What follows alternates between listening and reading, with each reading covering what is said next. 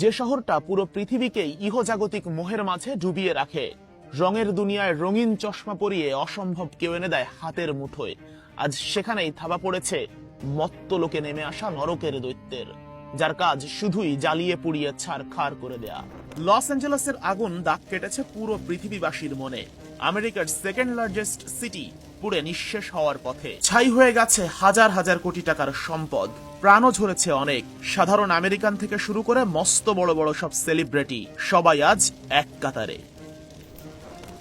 বাকিদের মতো আমিও ব্যথিত, কিন্তু আপনার সামনে যখন এই নিউজটা আসে, একদিকে লাস্ট বাজেটে লস অ্যাঞ্জেলেসের ফায়ার ডিপার্টমেন্টের বরাদ্দ প্রায় 18 মিলিয়ন কমানো হয়েছে, অন্যদিকে সেই আমেরিকা 23 মিলিয়ন ডলারের অস্ত্র পাঠিয়েছে সন্ত্রাসী ভূখণ্ড ইসরায়েলকে। অগ্নি নির্বাপক বিভাগের বাজেট কমিয়ে যারা ইসরায়েলের মতো সন্ত্রাসী রাষ্ট্রকে অস্ত্র পাঠাতে পারে, তাদের দেশ আগুনে পুড়ে গেলে আসলেই কি কষ্ট লাগার কথা।